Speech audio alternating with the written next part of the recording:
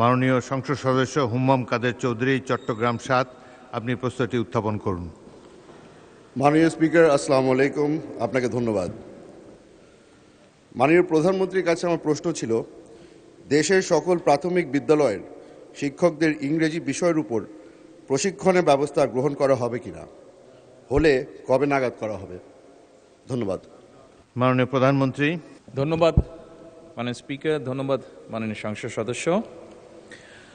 বর্তমান সরকারের ইশতেহারে দেশের সকল প্রাথমিক বিদ্যালয় শিক্ষকদের শিক্ষার মান এবং দক্ষতা বৃদ্ধির লক্ষ্যে বিশেষ প্রশিক্ষণ কর্মসূচির আওতায় আনার ওপর গুরুত্ব প্রদান করা হয়েছে। প্রাথমিক বিদ্যালয়গুলোতে মোট শিক্ষকের সংখ্যা ৩,৭৬,৪৮৯ জন। এর মধ্যে চতুর্থ প্রাথমিক শিক্ষা উন্নয়ন কর্মসূচির আওতায় ইতিমধ্যেই ১,৩০,০০০ শিক্ষককে ইংরেজি বিষয়ে প্রশিক্ষণ প্রদান করা হয়েছে। মাননীয় সংসদ সদস্য, আপনি জেনে আনন্দিত হবেন যে আগামী ১ জুলাই ২০২৬ হতে ৫ বছর মেয়াদী পঞ্চম প্রাথমিক শিক্ষা উন্নয়ন কর্মসূচি সরকার শুরু করতে যাচ্ছে এবং এই কর্মসূচির মাধ্যমে অবশিষ্ট যে শিক্ষকবৃন্দ আছেন তাদেরকেও ইংরেজি বিষয়ে শিক্ষা প্রদানের পরিকল্পনা বর্তমান সরকারের রয়েছে। ধন্যবাদ মাননীয় স্পিকার। মাননীয় সংসদ সদস্য জনাব হুম্মাম কাদের চৌধুরী একটি সম্পূরক প্রশ্ন করতে পারেন। মাননীয় স্পিকার, আপনাকে ধন্যবাদ মাননীয় প্রধানমন্ত্রীকে আমার প্রশ্নের জবাব দেওয়ার জন্য। বর্তমানে মাননীয় প্রধানমন্ত্রী, আমরা যেটা দেখে এসেছি গত ১৭ বছর ধরে প্রাইভেট যেই স্কুলগুলি ছিল সেখানে টিচার নিয়োগ দেওয়ার সময় কোনো ধরনের গাইডলাইন অথবা কোনো সার্টিফিকেট দেওয়া হতো না। আপনাদের কি কোনো উদ্যোগ হবে যে নতুন টিচার নিয়োগ দেওয়ার সময় প্রাইভেট স্কুলের জন্য তাদেরকে কোনো ধরনের সার্টিফিকেশন অথবা কোনো নতুন গাইডলাইন দেওয়ার? ধন্যবাদ। মাননীয় প্রধানমন্ত্রী। মাননীয় সংসদ সদস্য, আপনার সম্পূরক প্রশ্নের জন্য ধন্যবাদ। প্রাইভেট স্কুলের যে গাইডলাইন, এটা তো প্রাইভেট স্কুল, আপনি নিজেই উল্লেখ করেছেন। স্বাভাবিকভাবে প্রাইভেট স্কুলের ব্যাপারে গাইডলাইন তো সরকারের দেওয়ার কথা নয়, সেটা তারা নিজেরাই ঠিক করবে। তবে এ ব্যাপারে যদি আপনার কোনো পরামর্শ থাকে সেটি আপনি যদি মন্ত্রণালয়ে জমা দেন, সে বিষয়ে নিশ্চয়ই আমরা বিবেচনা বা আলোচনা করে দেখতে পারি। ধন্যবাদ। ধন্যবাদ মাননীয় প্রধানমন্ত্রী। মাননীয় সদস্য জনাব নুরুল ইসলাম, বরগুনা ২, পরবর্তী প্রশ্নটি উত্থাপন করুন। মাননীয় স্পিকার, আপনাকে অনেক ধন্যবাদ। এবং আজকের এই বিষয়টি অত্যন্ত গুরুত্বপূর্ণ এবং পার্টিনেন্ট আমার এলাকার প্রশ্নে, সেই জন্য প্রশ্নটি আমি উত্থাপন করেছি। মাননীয় প্রধানমন্ত্রী, অনুগ্রহ করিয়া বলিবেন কি, দেশের দক্ষিণাঞ্চলের উপকূলীয় এলাকায় ভৌগোলিক গুরুত্ব, জলবায়ু পরিবর্তনের ঝুঁকি, জলোচ্ছ্বাস, সাইক্লোন, প্রাকৃতিক দুর্যোগ এবং এই অঞ্চলের বিশাল জনগোষ্ঠীর অর্থনৈতিক মুক্তি এবং টেকসই উন্নয়নের নিশ্চিতকল্পে সরকার কর্তৃক পৃথক একটি উপকূলীয় বিষয়ক মন্ত্রণালয় গঠন করা হইবে কিনা, হইলে তাহা কবে নাগাদ বাস্তবায়ন করা হইবে? ধন্যবাদ মাননীয় স্পিকার। মাননীয় প্রধানমন্ত্রী। ধন্যবাদ মাননীয় স্পিকার, ধন্যবাদ মাননীয় সংসদ সদস্য আপনার প্রশ্নের জন্য। দেশের অপার সম্ভাবনায় সমুদ্র সম্পদের বিজ্ঞান ভিত্তিক টেকসই ব্যবহার নিশ্চিতকরণের মাধ্যমে সুনীল অর্থনীতির বিকাশ এবং জাতীয় সুনীল অর্থনীতি কর্তৃপক্ষ প্রতিষ্ঠার বিষয়টি বাংলাদেশ জাতীয়তাবাদী দল তথা বিএনপির নির্বাচনী ইশতেহারে রয়েছে।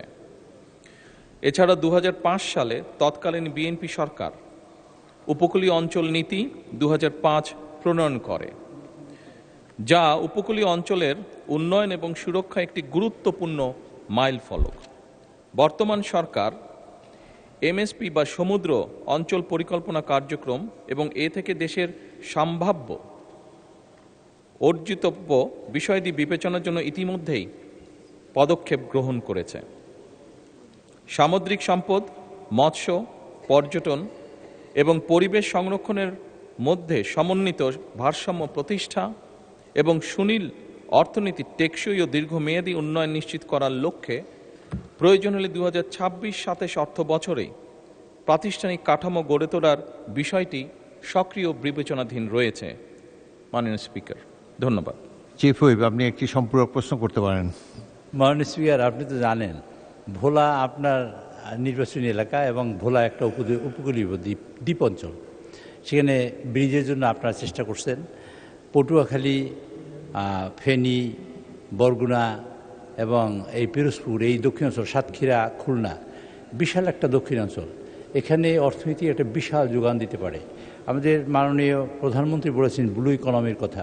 ব্লু ইকোনমিতে 8টি বিষয় আছে, যেমন আমরা সাগরে মাছ ধরতে পারি, এক্সপ্লোরেশন করতে পারি, গ্যাস তেল, আমরা করতে পারি ship building, ship repairing, ship breaking ইত্যাদি এই জাতীয় কাজ। এবং সব মিলিয়ে যে বিষয়টা হলো, মাননীয় স্পিকার আপনার মাধ্যমে জানাতে চাই, নেপাল একটি অঞ্চল, দেশ যেখানে সাগর নেই এবং তার একটা ল্যান্ডলকড এরিয়া, আর আমাদের অপার সাগর আছে, আমরা কাজে লাগাতে পারি না। তার মধ্যেও এই উপকূলীয় অঞ্চলের মানুষ অত্যন্ত দুর্ভোগের শিকার হয়। সাইক্লোন, ঝড়ঝা, ভূমিকম্প যখন তৈরি হয়, এবং উপকূলীয় অঞ্চলের মানুষ প্রকারান্তরে সারা বাংলাদেশের মানুষের মধ্যে অত্যন্ত গরিব। কাজে এই এলাকায় সার্বিক বিবেচনা করে মাননীয় প্রধানমন্ত্রী যদি এরকম একটি পার্বত্য চট্টগ্রাম যেরকম মন্ত্রণালয় করেছেন, এরকম একটা মন্ত্রণালয় অথবা যে বিভাগের কথা বলেছেন, আমি তাকে ধন্যবাদ জানাই যে বিশেষ বরাদ্দ এই এলাকার মানুষগুলোর জন্য। এবং উপকূলীয় অঞ্চল ইতিমধ্যেই কিন্তু উপকূলীয় অঞ্চলে একটা ঘোষণা করা হয়েছে এবং সেখানে মানে আলাদা বরাদ্দ দেওয়া হয়। আমি মনে করতে চাই, আমি বলতে চাই মাননীয় প্রধানমন্ত্রীর কাছে, উপকূলীয় অঞ্চলে যারা আছেন সকল মাননীয় সংসদ সদস্যদের সমন্বয়ে অথবা সরকার যদি বিবেচনা করেন যে তাদের বরাদ্দ বেশি এবং উপকূলীয় অঞ্চলে তাদের যোগাযোগ ব্যবস্থা নিশ্চিত এবং তাদের সার্বিক উন্নয়নের লক্ষ্যে আর বর্ধিত কোনো কার্যক্রম তিনি গ্রহণ করবেন কিনা মাননীয় স্পিকার, এটা আমি জানতে চাই মাননীয় প্রধানমন্ত্রীর কাছে। মাননীয় প্রধানমন্ত্রী। ধন্যবাদ মাননীয় স্পিকার, ধন্যবাদ মাননীয় সংসদ সদস্য আপনার সম্পূরক প্রশ্নের জন্য। আপনি নিশ্চয়ই খেয়াল করেছেন আপনার যে মূল প্রশ্নটি ছিল সেখানে আমি উল্লেখ করেছি যে আমাদের নির্বাচনী ইশতেহারে ব্লু ইকোনমির বিষয়ে একটি কম বেশি ডিটেল পরিকল্পনা আছে। বাংলাদেশের বৃহৎ একটি জনগোষ্ঠী সমুদ্র অঞ্চলগুলোতে বাস করছে। ভোলা সহ, বরগুনা সহ, পটুয়াখালী সহ, কক্সবাজার সহ, চট্টগ্রাম সহ বিশাল একটি অঞ্চল বাস করছে। এবং খুব স্বাভাবিকভাবেই আমরা যদি এই ব্লু ইকোনমির বলতে যে সকল অর্থনীতি, যে সকল বিষয়গুলো এখানে আছে, সেগুলোকে যদি আস্তে আস্তে অর্থনৈতিক সম্ভাব্যতা বিবেচনা করে আমরা গড়ে তুলতে পারি, তাহলে অবশ্যই বহু মানুষের জীবনযাত্রার মান আমরা পাল্টাতে সক্ষম হব। এবং সেখানে এই অঞ্চল এবং এই বিশাল অঞ্চলকে ঘিরে বিশাল একটি অর্থনৈতিক অঞ্চল গড়ে উঠবে, যা সামগ্রিকভাবে দেশের অর্থনৈতিক একটি শক্তিশালী অবস্থানে নিয়ে যাবে অবশ্যই ইনশাআল্লাহ। এবং সেজন্যই এবং এই সকল বিষয় বিবেচনা করি আমরা আমাদের নির্বাচনী ইশতেহারে এই বিষয়টিকে অত্যন্ত গুরুত্বের সাথে তুলে ধরেছি এবং সরকারের বিভিন্ন মন্ত্রণালয় এরই ভিতরে ধীরে ধীরে পরিকল্পনাগুলো গ্রহণ করা শুরু করেছে। এতে যেহেতু একটি বিশাল বিষয়, সেই জন্য এটার ফল পেতে কিছু সময় লাগবে। তবে আমরা দৃঢ়ভাবে বিশ্বাস করি ইনশাআল্লাহ আমরা সঠিক পরিকল্পনা নিয়ে এগোতে সক্ষম হলে আমরা দেশের বিশাল একটি অংশ এবং সেই অংশে বসবাসরত মানুষদের জীবনযাত্রা সুন্দরভাবে পরিবর্তন করতে সক্ষম হব। ধন্যবাদ। জনাব শফিকুল ইসলাম মাসুদ, পটুয়াখালী। মাননীয় স্পিকার, আপনাকে ধন্যবাদ এবং বিশেষ করে আমার দক্ষিণ অঞ্চলের মাননীয় সংসদ সদস্য জনাব নুরুল ইসলাম আমাদের এলাকাকে অ্যাড্রেস করেছেন, সেই জায়গা থেকে তাকেও ধন্যবাদ জানাচ্ছি এবং মাননীয় প্রধানমন্ত্রী আমাদের এই প্রশ্ন তিনি তার বিবেচনা নিয়েছেন, সেজন্য তাকে ধন্যবাদ জানিয়ে আমার নির্বাচনী এলাকায় 112 পটুয়াখালী, বাউফল, আমরা আমাদের এলাকা সম্পর্কে বলে থাকি ধান নদী খাল, এই তিন নিয়ে আমাদের বরিশাল। নদীবেষ্টিত এই জায়গা সম্পর্কে যে এখানে উপকূলীয় বিষয়ক মন্ত্রণালয়ের যে বিশেষ বিবেচনা নেওয়া হয়েছে, এই দক্ষিণ অঞ্চলের উপকূলীয় জেলা পটুয়াখালী বাউফল আমাদের একটি অত্যন্ত নদীবেষ্টিত জায়গা, যেখানে তেঁতুলিয়া এবং লোহালিয়া নদীর তীরবর্তী প্রায় 60টা ইউনিয়ন, তার মধ্যে 4টা ইউনিয়ন অত্যন্ত ভয়াবহ নদী ভাঙনে বিপর্যস্ত। উপজেলার নাজিরপুর, কালাইয়া, চন্দ্রদ্বীপ, কেশবপুর, ধুলিয়া, এদিকে কাশিপাড়া সহ নদীগর্ভে প্রায় এগুলো বিলীন হওয়ার পথে, প্রতিনিয়ত মানবিক, সামাজিক এবং অর্থনৈতিকভাবে বিপর্যস্ত হয়ে যাচ্ছে। নদী ভাঙনের ফলে আমাদের কবরস্থান সহ মসজিদ, মাদ্রাসা, স্কুল, মন্দির এগুলো আমাদের ভাঙনে বড় বড় অঞ্চলগুলো ইতিমধ্যে চলে গেছে। মানবতার জীবনযাপন করছে তারা, হাজার হাজার হেক্টর ফসলি জমি যা ইতিমধ্যে নদীর গর্ভে চলে গেছে। স্থানীয় কৃষক এবং দিনমজুর যারা জীবন জীবিকায় ভয়াবহ প্রভাব ফেলছে মাননীয় স্পিকার, সে জায়গায় আমরা বিশেষভাবে লক্ষ্য করছি যে আমাদের কয়েকটি প্রতিষ্ঠান সহ শিক্ষার্থীদের স্কুলে ছুটে যাওয়ার হার এখন কমে যাচ্ছে। কমিউনিটি হাসপাতাল, স্থানীয় বাজার, এমনকি মানুষের শেষ চিহ্ন কবরও নদীতে বিলীন হয়ে গেছে। গ্রামীণ কাঁচা রাস্তা, কাঁচা পাকা রাস্তা, ভেরিবাঁধ, ওয়াবদা সহ যোগাযোগের অসংখ্য নদী সড়কগুলো নদী ভাঙনের ফলে বিচ্ছিন্ন হয়ে আছে। বিশেষ করে নাজিরপুর, কচুয়া, ডালিমা, নিমদি, তাঁতেরকাঠি এলাকার 7 কিলোমিটার এলাকা একেবারেই ঝুঁকিপূর্ণ অবস্থায় রয়েছে। মাননীয় সদস্য, আমি শেষ যে প্রশ্নটি লাইনটা অনেক বলছি, ব্যাপক। একটা স্ট্রেট সংক্ষিপ্ত প্রশ্ন করুন। যে সিসি ব্লক এবং র্যাপের মাধ্যমে এই জায়গাটাকে আমাদের যে প্রকল্প এখানে নেওয়া হয়েছে উপকূল বিষয়ক মন্ত্রণালয়ের আওতায় নিয়ে এসে এই সমস্যাগুলোর সমাধানে মাননীয় প্রধানমন্ত্রী তার জায়গা থেকে উদ্যোগ গ্রহণ করবেন কিনা এ বিষয়ে আপনাদের কাছে মাননীয় স্পিকার আপনার মাধ্যমে বিনয়ের সাথে জানতে চাচ্ছি। মাননীয় প্রধানমন্ত্রী। ধন্যবাদ মাননীয় স্পিকার, ধন্যবাদ মাননীয় সংসদ সদস্য আপনার একটি গুরুত্বপূর্ণ প্রশ্নের জন্য। আপনি আপনার এলাকার যেই সমস্যার কথা বলেছেন সেটি শুধু আপনার এলাকার সমস্যা নয়, বাংলাদেশের বহু মানুষ আছে। এমনকি আমার যেটা ডিস্ট্রিক্ট সেই বগুড়াতেও সারিয়াকান্দি অঞ্চলে এইরকম নদী ভাঙনের সমস্যা রয়ে গিয়েছে মাননীয় স্পিকার। একই সাথে আরও অনেকগুলো অঞ্চল আছে, দক্ষিণ অঞ্চল বলেন, উত্তর অঞ্চল বলেন, বাংলাদেশের বিভিন্ন জায়গায় এই সমস্যা রয়ে গিয়েছে। এই সমস্যাটা একদিনের নয় মাননীয় সংসদ সদস্য। আপনি যেহেতু ওই অঞ্চলের মানুষ, ওই অঞ্চলে বেড়ে উঠেছেন, আপনার নিশ্চয়ই ধারণা আছে কিভাবে এই সমস্যাটি তৈরি হয়েছে। এখানে সবচেয়ে গুরুত্বপূর্ণ দুটো বিষয় আছে। একটি হচ্ছে যেই নদী শাসনের কথা আপনি বলেছেন সেটি একটি উপায় আছে, এবং একই সাথে আপনি খুব ভালো করে জানেন নদী শাসনের বিষয়টি অত্যন্ত ব্যয়বহুল একটি বিষয়, বাট তারপরেও প্রয়োজন অনুযায়ী আমাদেরকে করতে হবে। এবং সাথে আরেকটি গুরুত্বপূর্ণ বিষয় আছে, এই ভাঙনগুলো কখন হয়? ভাঙনগুলো আমরা দেখেছি অধিকাংশ সময় বর্ষার সময় হয়ে থাকে, যখন নদীতে স্রোত থাকে এবং হঠাৎ করে পানির প্রবাহ যখন বেড়ে যায়। এবং সেই জন্যই মাননীয় সংসদ সদস্য আপনি নিশ্চয়ই অবগত আছেন, আপনার ধারণা আছে, না দেখে থাকলেও ধারণা আছে, শহীদ রাষ্ট্রপতি জিয়াউর রহমান এই সমস্যাটিকে সমাধানের জন্য খাল খনন কর্মসূচি শুরু করেছিলেন ওনার শাসনের সময়। এবং বর্তমান সরকার খাল খননের মাধ্যমে একদিকে যেমন নদী ভাঙনকে ট্যাকল করতে চাইছে, একদিকে যেমন আমাদের শুষ্ক মৌসুমে পানির যে সমস্যা হয়ে থাকে সেই সমস্যাটার সমাধান আমরা করতে চাইছি খাল খননের মাধ্যমে। ঠিক একইভাবে আপনার নিশ্চয়ই ধারণা আছে, যেহেতু গ্রাম অঞ্চলে আপনি বেড়ে উঠেছেন, অনেক সময় এমন অনেক জায়গা আছে যেখানে বর্ষাকালেও কৃষক পানি পায় না, বর্ষার সময়ও তাকে পানির জন্য কষ্ট করতে হয়। সেই জন্য আমাদের সেচ সুবিধা দেওয়ার জন্য খাল খনন একটি অত্যন্ত জরুরি প্রকল্প। আপনার নিশ্চয়ই আরেকটি ধারণা আছে, বিশেষ করে ঢাকা শহরে এই সমস্যাটি আছে, এবং গ্রাম অঞ্চলেও যেখানে চাষবাস খুব বেশি হয়ে থাকে সেখানেও এই সমস্যাটি ধীরে ধীরে দেখা যাচ্ছে। সেটি হচ্ছে যে আমাদের ভূগর্ভস্থ যে পানি আছে সেটির স্তর ধীরে ধীরে নিচে নেমে যাচ্ছে। এই সবগুলো বিষয়কে যদি আমরা অ্যাড্রেস করতে চাই তাহলে অবশ্যই নদী শাসন যেমন একটি প্রয়োজন নদী ভাঙনকে রোধ করার জন্য, ঠিক নদীতে যখন পানির প্রবাহ বেড়ে যায়, স্রোত বেড়ে যায়, যার কারণে নদী ভাঙন হয়ে থাকে, সেই স্রোতটিকে যাতে আমরা মোটামুটি কন্ট্রোলে আনতে পারি, সেই পানিটিকে যাতে আমরা পানিতে যেটা হঠাৎ করে পানি বেড়ে যায় বর্ষার সময় সেটিকে যাতে আমরা ঠিকভাবে সারা দেশে ছড়িয়ে দিতে পারি, সেই জন্য খাল খনন কর্মসূচিটা অত্যন্ত গুরুত্বপূর্ণ। সেই জন্য মাননীয় সংসদ সদস্য, মাননীয় স্পিকার, আমরা নদী শাসনের ব্যাপারে যেরকম আমরা উদ্যোগ গ্রহণ করছি সরকারের পক্ষ থেকে, একইভাবে সামগ্রিকভাবে এই সমস্যাটিকে কম খরচে, যেহেতু বাংলাদেশের জন্য ব্যয়বহুল বিষয় নদী শাসনটিকে কম খরচের জন্য সবচেয়ে বেশি আমাদের জন্য সহজ হচ্ছে খাল খনন, সেটির উপর আমরা গুরুত্ব আরোপ করছি। মাননীয় স্পিকার, ধন্যবাদ। মাননীয় সদস্য এবিএম মোশাররফ হোসেন, পটুয়াখালী 4 উত্থাপন করুন। মাননীয় স্পিকার, আপনাকে ধন্যবাদ আমাকে সুযোগ দেওয়ার জন্য। মাননীয় স্পিকার, আপনি জানেন যে আমরা দক্ষিণ অঞ্চলের লোক, ইতিমধ্যে আমাদের মাননীয় চিফ হুইপ বলেছে, দক্ষিণ অঞ্চলে মানুষের সাধারণত কর্মসংস্থানের জন্য তেমন ব্যবস্থা নেই। আমরা শুধু ধান চাষ এবং মাছ চাষের উপর নির্ভরশীল। কিন্তু আমাদের ওখানে মাননীয় সদস্য, প্রশ্নটা কোন যেভাবে ছাপা আছে ওটা পড়েন।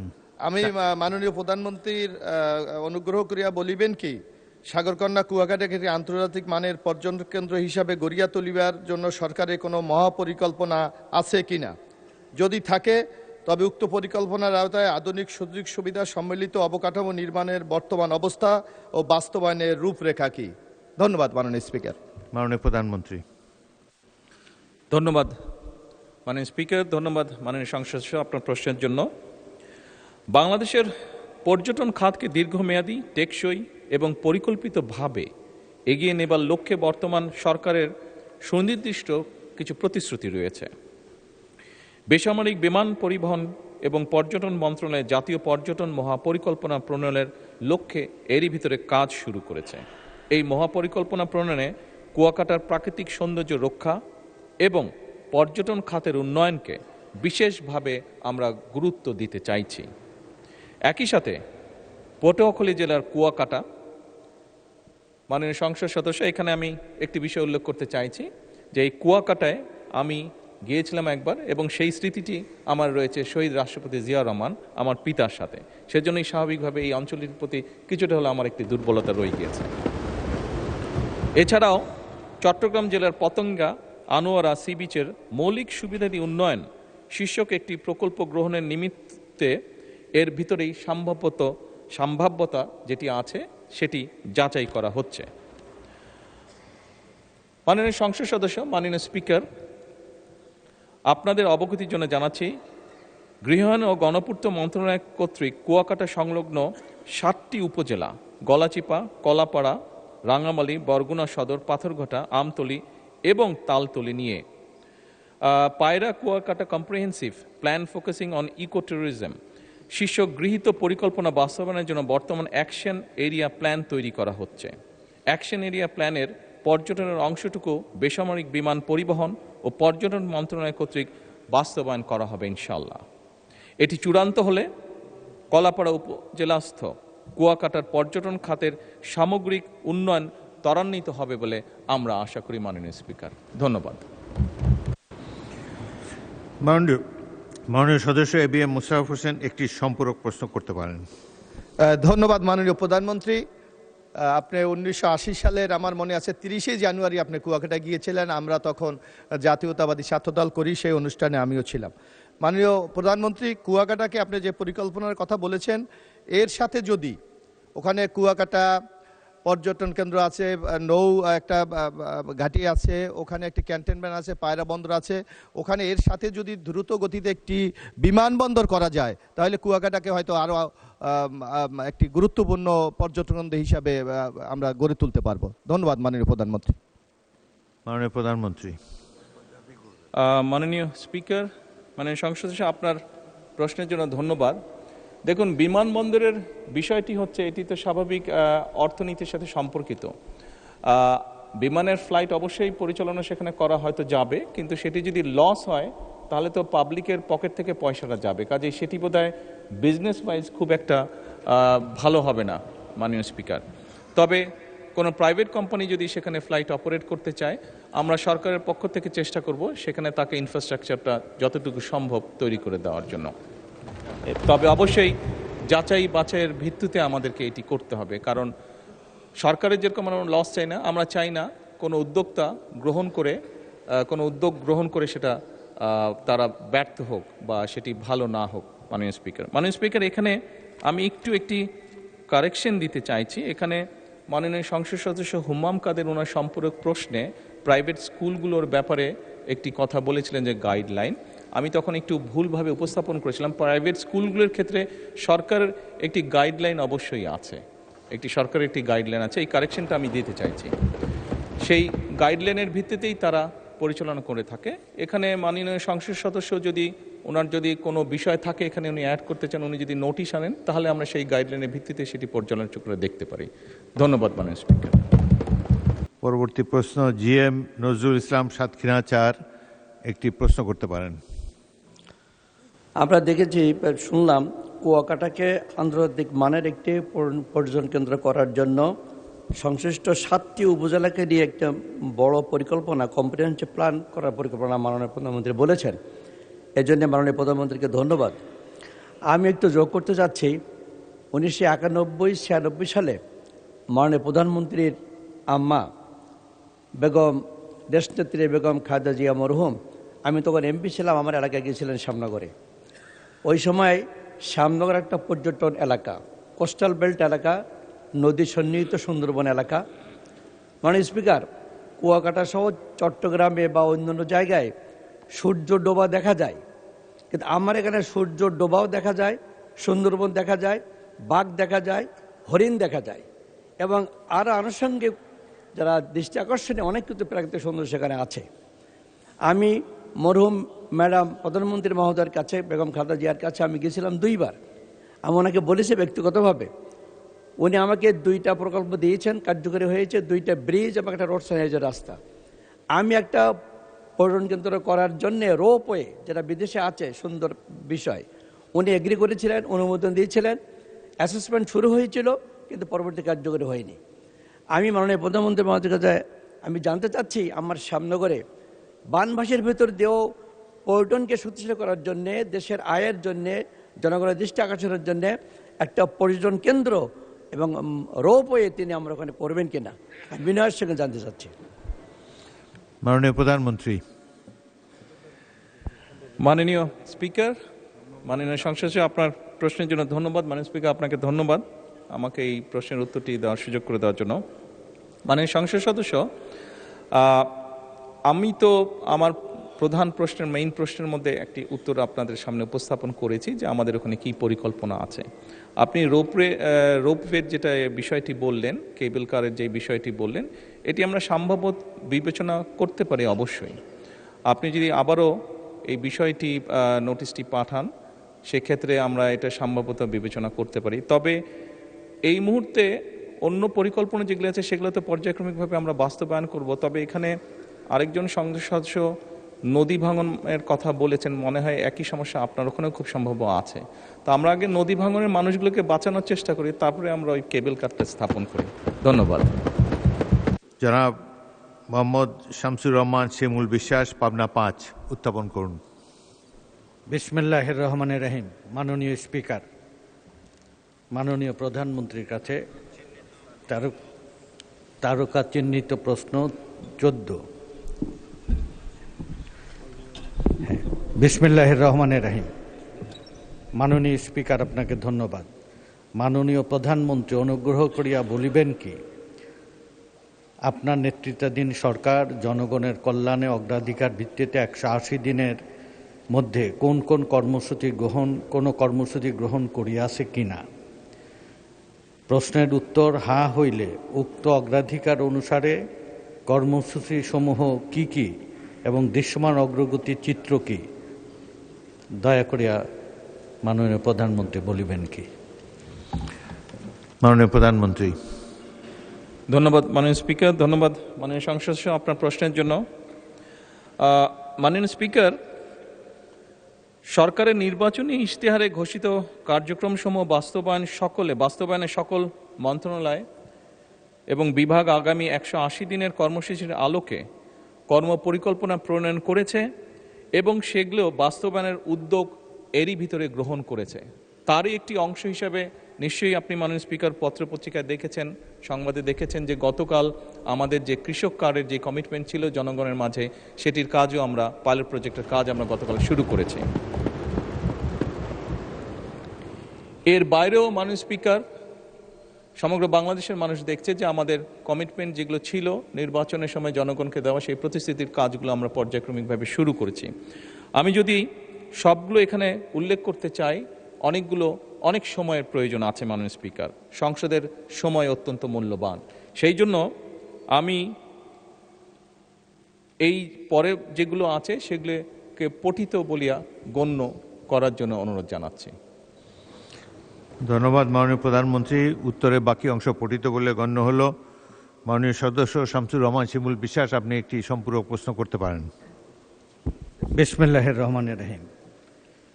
মাননীয় প্রধানমন্ত্রী, আপনার গৃহীত বেশ কিছু কর্মসূচি ইতিমধ্যে বাস্তবায়ন শুরু হয়েছে। বৃক্ষরোপণ, নদী, খাল, বিল, হাওর খনন, ফ্যামিলি কার্ড, কৃষি কার্ড, স্বাস্থ্য কার্ড, আলেম ওলামাদের ভাতা, সম্মানী ভাতা এবং কর্মসংস্থানের যে প্রকল্প গ্রহণ করা হয়েছে, তার সবাই, পক্ষ বিপক্ষ সবাই এটা প্রশংসা করছে, মানুষ উপকৃত হচ্ছে।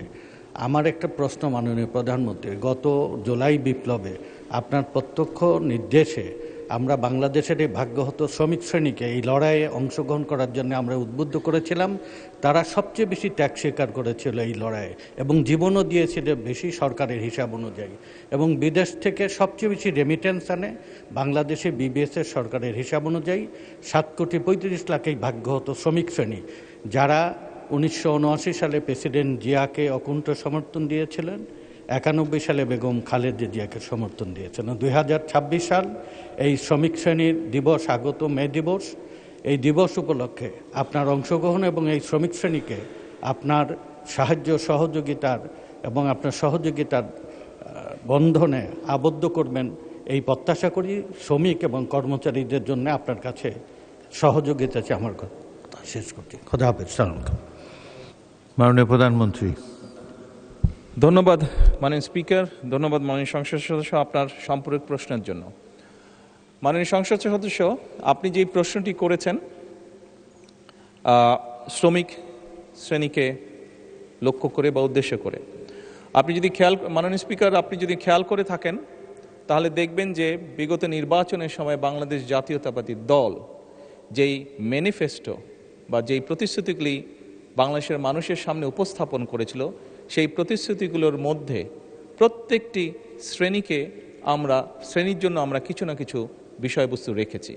এবং তারপরে আরও সংক্ষিপ্তভাবে যদি সমগ্র আমাদের ম্যানিফেস্টোটি আমরা ভালো করে লক্ষ্য করি তাহলে আমরা দেখব খেটে খাওয়া মানুষ বলতে যেই মানুষগুলোকে বোঝায়, সেটি শ্রমিক হোক, কৃষক হোক, দিনমজুর হোক, খেটে খাওয়া বিভিন্ন শ্রেণী পেশার মানুষ হোক, প্রত্যেকের জন্য আমরা কিছু না কিছু রেখেছি। আমরা কৃষকদের জন্য একটু আগেই আমি বলেছি, আমরা কৃষকদেরকে সহযোগিতা করার জন্য কৃষক কার্ড আমরা ইন্ট্রোডিউস করেছি। আমরা একইভাবে এই দেশের মহিলাদেরকে, এই দেশের নারী সমাজকে আমরা এম্পাওয়ার করার জন্য আমরা প্রান্তিক পর্যায়ের পরিবার যেগুলো আছে, সেই পরিবারগুলো যে নারী প্রধান আছে তাদেরকে ফ্যামিলি কার্ড দেওয়ার প্রক্রিয়া এরই ভিতরে আমরা শুরু করেছি, তাদেরকে স্বাবলম্বী করার জন্য অর্থনৈতিকভাবে। মাননীয় স্পিকার, একটু আগেই খাল খননের কথা শুরু হয়েছে। এই খাল খনন শুধু যে কৃষকদেরকে উপকৃত করবে তাই নয়, এই খাল খনন গ্রামে বাস করা মানুষ, গঞ্জে বাস করা মানুষ, শহরে বাস করা মানুষ, বিশেষ করে খেটে খাওয়া মানুষ, সাধারণ মানুষ বলতে আমরা যাদেরকে বুঝি, প্রত্যেক শ্রেণী পেশার মানুষ কোনো রকমভাবে উপকৃত হবে, নারী হোক পুরুষ হোক, এই খাল খননের মাধ্যমে। মাননীয় স্পিকার, এই সংসদে আমরা উপস্থাপন করেছি যে আমাদের বাংলাদেশ জাতীয়তাবাদী দলের ইলেকশনের আগে, নির্বাচনের আগে প্রতিশ্রুতি ছিল আমরা দেশে 5 বছরে ইনশাল্লাহ 25 কোটি বৃক্ষ রোপণ করব। এবং এই বৃক্ষরোপণেও বিভিন্নভাবে সমাজের খেটে খাওয়া বিভিন্ন মানুষ বিভিন্নভাবে উপকৃত হবে, সেটি শ্রমিক হোক, সেটি নারী হোক, সেটি আর যে কোনো ধরনের মানুষ হোক না কেন, খেটে খাওয়া মানুষ। একইভাবে মাননীয় স্পিকার, আমরা বলেছিলাম সমাজের এমন কিছু মানুষ আছে যারা ধর্মের সাথে, বিশেষ করে বিভিন্ন আমাদের জন্ম থেকে মৃত্যু পর্যন্ত যাদের কাছে আমরা বিভিন্ন রকমের পরামর্শ গ্রহণ করে থাকি, সেটি মুসলমান হিসাবে মসজিদ মাদ্রাসা যেগুলো আছে তার খতিব, ইমাম, মুয়াজ্জিম সাহেবরা, অন্য ধর্মীয় প্রতিষ্ঠান, অন্য ধর্মের যে ধর্মীয় প্রতিষ্ঠান সেখানে যারা ধর্মগুরু আছে, তারাও খেটে খাওয়া মানুষেরই অংশ। তাদেরকেও সহযোগিতা করার জন্য আমরা সরকার থেকে সম্মানীর ব্যবস্থা করব বলেছিলাম এবং সেটির কাজও আমরা শুরু করেছি মাননীয় স্পিকার। একই সাথে মাননীয় স্পিকার, আমরা বলেছিলাম যে আমরা দেশে পেশাদার খেলোয়াড় তৈরি করতে চাই। এই যে পেশাদার খেলোয়াড়, মাননীয় স্পিকার, এই পেশাদার খেলোয়াড় যারা হতে চাইছে, এই মানুষগুলো কিন্তু খেটে খাওয়া মানুষ যে পরিবারগুলো আছে তাদেরই পরিবারের কোনো সদস্য। কাজেই তারা যাতে খেটে খাওয়া পরিবারের সদস্য, মানুষের পরিবারের সদস্য হলেও তারা যাতে তাদের যেই প্রফেশনটা সেটাতে যাতে তারা সঠিকভাবে গড়ে তুলতে পারে, সেজন্য তাদেরকে আমরা সহযোগিতা করতে চেয়েছি এবং সেই কাজটিও আমরা শুরু করেছি মাননীয় স্পিকার। সেই জন্যই মাননীয় সংসদ সদস্যের প্রশ্নের উত্তর আমি বলবো, বাংলাদেশ জাতীয়তাবাদী দল যে দলটিকে বিগত নির্বাচনে এই দেশের মানুষ বিপুল ভোট দিয়ে জয়যুক্ত করেছে দেশকে পরিচালনা করার জন্য, এই দলের কমিটমেন্ট হচ্ছে এই দেশের মানুষের প্রতি মাননীয় স্পিকার। এই দলের কমিটমেন্ট হচ্ছে এই বাংলাদেশের প্রতি মাননীয় স্পিকার। এবং সেজন্যই আমাদের যে ম্যানিফেস্টো ছিল সেখানে যেরকম আমরা শিল্পোদ্যোক্তা যারা আছেন তাদের জন্য যেরকম পলিসি গ্রহণ করেছি, একইভাবে খেটে খাওয়া মানুষ, বিভিন্ন শ্রেণী পেশার মানুষ যারা ওয়ার্কিং ক্লাস বা খেটে খাওয়া মানুষ, তারা কিভাবে ধীরে ধীরে তাদের জীবনযাত্রা মান উন্নয়ন করতে পারে, সেজন্য আমরা বিভিন্ন রকম পলিসি গ্রহণ করেছি, আমরা বিভিন্ন রকম প্রতিশ্রুতি দিয়েছি এবং মাননীয় স্পিকার সেই প্রতিশ্রুতিগুলো বাস্তবায়নের কাজও আমরা শুরু করে দিয়েছি মাননীয় স্পিকার। ধন্যবাদ মাননীয় স্পিকার।